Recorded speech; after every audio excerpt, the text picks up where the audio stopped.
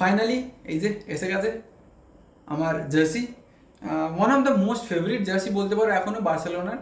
আর এটা আমাকে কিনতেই হতো, এটা মানে একদম মানে আমি ফিক্স ছিলাম কিনবই। তো আজকের এই ভিডিওতে যেটা নিয়ে আলোচনা করবো, দেখো আজকের এই ভিডিওতে আমরা কথা বলবো যে হানসি ফ্লিক এমন কি করে ফেললে এই কদিনে, যে জাভির এই স্ট্রাগলিং টিমটা, যে টিমটা এত স্ট্রাগল করছিল, এত হঠাৎ করে ফ্লারিশ করতে শুরু করলো। কী কী আমরা দেখতে পাচ্ছি? আমরা দেখতে পাচ্ছি যে প্রত্যেকটা প্লেয়ার না মাঠেতে প্রচণ্ড ইন্টেন্সিটি দেখাচ্ছে। কী করে দেখাচ্ছে না, প্রেসিং যে লেভেলের করছে সেটা ইম্পসিবল ছিল আমাদের জন্য ভাবা, ঠিক আছে? যে ধরনের ওয়ার্ক রেট দেখাচ্ছে, পেদ্রি গোটা মাঠ খেলছে, পেদ্রি দ্য টেকনিক্যাল প্লেয়ার ছিল যে সব থেকে বেশি, যে বেশি ছুটতো না, মেসির মতো কিছুটা ওর ট্যাকটিক্স ছিল যে বল পেলে উইথ দ্য বল মুভমেন্ট করবো, নাহলে অতটা মুভমেন্ট করবো না। সেই প্লেয়ারটা ছুটছে সারাক্ষণ মাঠে। কি এমন চেঞ্জ করে দিল হানসি ফ্লিক? দেখো জাভির সময় আমরা একটা জিনিস কি দেখেছি, যে জাভি কি করতো, ওপরে 5 জনকে খেলানোর চেষ্টা করতো। ওপরে যখন অ্যাটাক করতে যাচ্ছে, রাইট ব্যাক লেফট ব্যাক, দুটো উইঙ্গার, সেন্টার ফরওয়ার্ড, তার তলাতে দুটো মিডফিল্ডার। এটা জাভির ট্যাকটিক্স ছিল যে আমরা মানে অপোনেন্টস হাফে গিয়ে পজিশন রাখার চেষ্টা করবো, ওখান থেকে গিয়ে ছোটো ছোটো পাস করে চান্সেস ক্রিয়েট করব। কিন্তু হানসি ফ্লিকের ক্ষেত্রে সেটা একদম নয়। হানসি ফ্লিক কী করছে, পেস ইউজ করছে, উইঙ্গারদের পেস। হানসি ফ্লিক কী করছে না, লেভানডস্কিকে সেন্টার ফরওয়ার্ড থেকে নিচে নামিয়ে আনছে, একটু চেপে আনছে। তো কী করছে, সেটার জন্য দুটো সেন্টার ব্যাকের মধ্যে একটা সেন্টার ব্যাক পুল হচ্ছে লেভানডস্কির জন্য, সে উঠে আসছে। একটা সিঙ্গেল সেন্টার ব্যাক হচ্ছে, তো ওখানে স্পেসেস ক্রিয়েট হচ্ছে। সেই স্পেসেস ক্রিয়েট হওয়ার জন্য লামিন ইয়ামাল আর রাফিনিয়া, যারা one of the most fastest বলতে পারো উইঙ্গার্স এই মুহূর্তে, দুজনে না একটা এক্সপ্লয়েট করার জায়গা পেয়ে যাচ্ছে। তো সেখান থেকে গোল হচ্ছে। আমরা কটা দেখেছি বিল্ড আপ গোল, আস্তে আস্তে শর্ট পাসিং করে একটা গোল হয়েছে? দেখতে পাইনি। বেসিক্যালি আমরা এই ধরনের ফুটবল আগে কখনো দেখিনি বার্সেলোনাতে। তুমি জাস্ট ভাবো, পেপ গার্দিওলা, তার আগে রাইকার্ড ছিল, মেবি রাইকার্ডই ছিল, হ্যাঁ রাইকার্ড ছিল। দেন লুইস এনরিকেকে আমরা দেখেছি, কিকে সেটিয়েনকে দেখেছি আমরা, কে দেখেছি, নামটা কি ভুলে গেছি, নামটা ভুলে গেছি। তো এইসব রোনাল্ড কোমান বলো, জাভি বলে না, এদেরকে দেখেছি। তো ভ্যালভার্ডে মনে হয়। তো এই লোকগুলোকে আমরা দেখেছি কোচ করতে। তো এনাদের সবার স্টাইলটা সে একই ছিল, স্প্যানিশ ফুটবলটাই, যে hold the ball, carry the ball, আস্তে আস্তে টুকটুক পাস, ছোটো ছোটো পাস, টিকি টাকা অ্যান্ড অল দোজ থিংস। যেখানে সাকসেসফুল হয়েছিল কিছু কিছু কোচ, লাইক আমরা দেখেছি কিকে সেটিয়েনকে দেখেছি, আমরা পেপ গার্দিওলাকে দেখেছি। কেন হয়েছিল?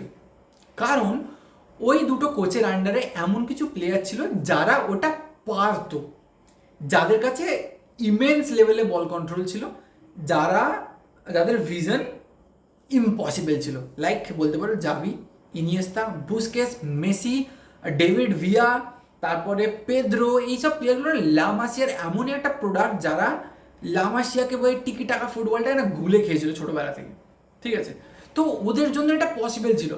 এই মুহূর্তে জাভি যেটা স্ট্রাগল করছিল, জাভি খেলাতে চাইছিল ওই সেম পার্সপেক্টিভে প্লেয়ারদেরকে, কিন্তু এখানে যে প্লেয়ারগুলো এখন খেলছে তারা ওই পার্সপেক্টিভের প্লেয়ার নয়।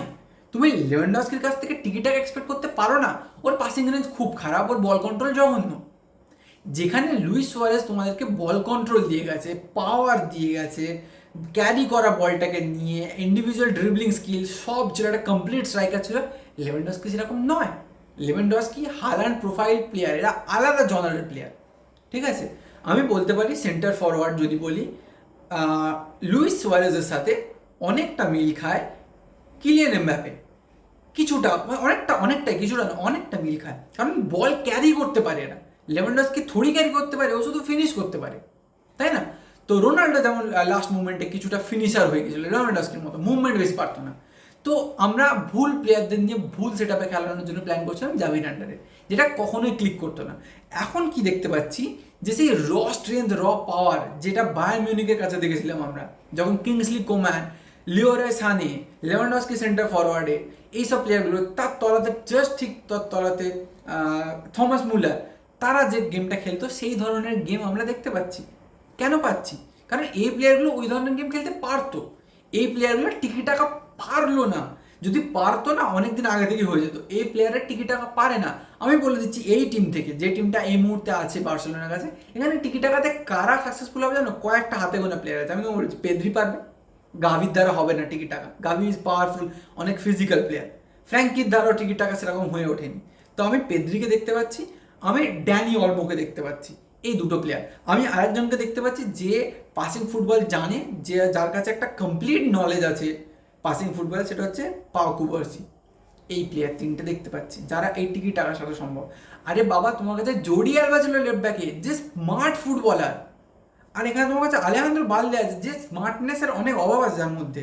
ঠিক আছে, তোমার কাছে নেইমার ছিল, ঠিক আছে, নেইমারের কাছে যে লেভেল ছিল সেটা লামিন জামালের কাছে নেই। লামিন জামাল এখনো অনেক ছোট, ওর ওই লেভেলটা রিচ করতে অনেক সময় লাগবে, স্বাভাবিক না? আর তোমার কাছে লেফট উইংয়ে কে আছে? কেউ নেই। ফেরান টোরেস কি পারে? আগের রেড কার্ড খেয়ে উঠে গেছে, ভালো হয়েছে, পরের ম্যাচটা খেলবে না, ভালো হয়েছে একদিকে। তো এই হচ্ছে সিচুয়েশন বার্সেলোনা, জানো তো? মানে আমাদের এখন খুব প্ল্যানফুলি ভাবতে হবে যে কেন হান্সি ফ্লিক এটা ইমপ্লিমেন্ট করলে। হান্সি ফ্লিক বুঝতে পেরেছে যে টিকি টাকা দিয়ে হবে না, সেই টিকি টাকা লেভেলে যাওয়ার মতো প্লেয়ার এই টিমেতে বেশি নেই। তুমি ফেরমিনকে দিয়ে টিকি টাকা হবে, একটা ফাস্ট, একটা পাওয়ারফুল প্লেয়ার, ওকে দিয়ে টিকি টাকা হবে না, স্বাভাবিক হবে না। আর একটা প্লেয়ারের নাম আমি বলতে ভুলে গেছি যার দ্বারা টিকি টাকা টাইপের ফুটবল খেলা সম্ভব, দ্যাট ইজ কাসাডো। কাসাডো অসাধারণ একটা প্লেয়ার, একা ওই পিভটটাকে সামলাচ্ছে, দারুণ খেলছে। তো বেসিক্যালি হান্সি ফ্লিক কিচ্ছু জাদু করেনি, হান্সি ফ্লিক প্লেইং স্টাইল বুঝে গেছে, এই প্লেয়ারগুলো এটা পারে।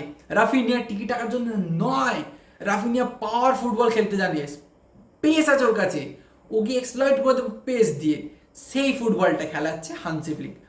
প্রচণ্ড স্মার্ট একটা লোক, প্রচণ্ড স্মার্ট। আলটিমেটলি উইনটা ম্যাটার করে। এই মুহূর্তে বার্সেলোনার যে অবস্থা, উইনটা ম্যাটার করে। ক্লাবের টিকি টাকা ফুটবলের লেগাসিটা মেনটেন করাটা এই মুহূর্তে ম্যাটার করছে না। উইনিং স্টেজে চলে আসি, উইনিং জায়গায় চলে আসি, তারপর আমরা ইমপ্লিমেন্ট করতে পারি সব। এখন যেটা চলছে সেটা চলুক।